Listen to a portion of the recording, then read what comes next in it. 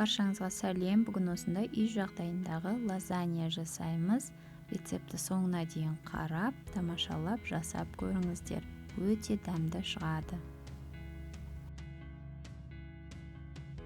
Құрамын описание бөліміне жазып өтемін.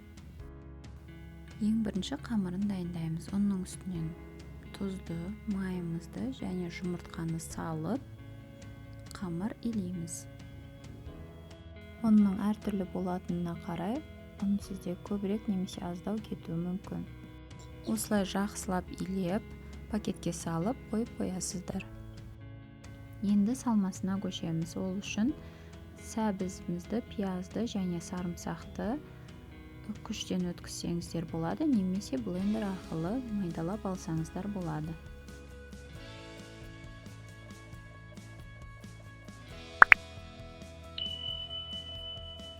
Арнама жазылып, жаңа рецепттерді бірінші болып көру үшін қоңыраушаны басып қойыңыздар. Рахмет. Мен бәрін осылай блендерден өткізіп дайындап алдым. Тартылған етіміз және көкөністеріміз дайын.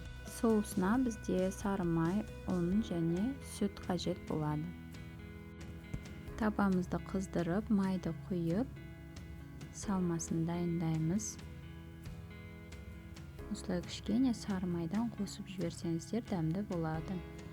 Пиязды қуырамыз бірінші.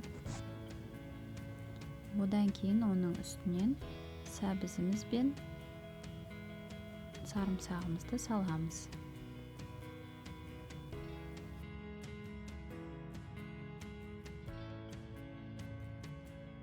Лайк басып қолдап отырыңыздар. Салмасы қуырылып жатқан уақытта екінші ыдысымызға майды салып ерітеміз. Салманың үстінен тартылған етті салып қуырамыз. Ал соусымызға ұнды салып жақсылап араластырамыз және үстінен сүтті құйып, тағы да жақсылап араластырамыз. Енді үстінен тұз, бұрыш салып, қоюланған уақытта өшіріп қоямыз. Ал салманың үстінен томатымызды салып, менде үй томаты, одан кейін су құйып, бұқтырып қоямыз. Тұз, бұрышыңызды қосып жіберіңіз. Ал қамырымызды осылай бөліктерге бөліп жаямыз. Қатты жұқа етпейсіздер. Қамырды бөліктерге бөліп морозильникке салып алсаңыз жөн болады, бірақ мен осылай пісіре салдым.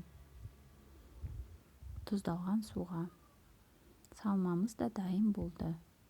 Енді барлығын жинаймыз. Бірінші табаға соус жағамыз. Одан кейін бір қабат қамырдан саламыз. Қайтадан соус жағамыз және салмасын саламыз. Дәл осылай қабат-қабат етіп жинай бересіздер. Қамырды қайнатқанда, оны пісіргенге дейін ұстамайсыздар. Тек бір қайнағаннан кейін сүзіп алып, осылай ашып дайындап қоясыздар. Осылай барлығы біткеннен кейін барлық соусты құйып, үстінен сыр салып, оны 200 градус пешке жарты сағатқа салып аламыз. Міне, біздің лазаньямыз дайын.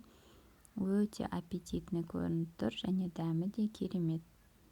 Осылай порцияларға бөліп ұсына берсеңіздер болады. Баршаңызға рахмет. Жасап көріңіздер міндетті түрде. Арнамнан тағы қандай рецепттер көргіңіз келеді, описание бөліміне жаза өтсеңіздер тамаша болатын еді. Сіздермен болған Жұлдызай, сау болыңыздар.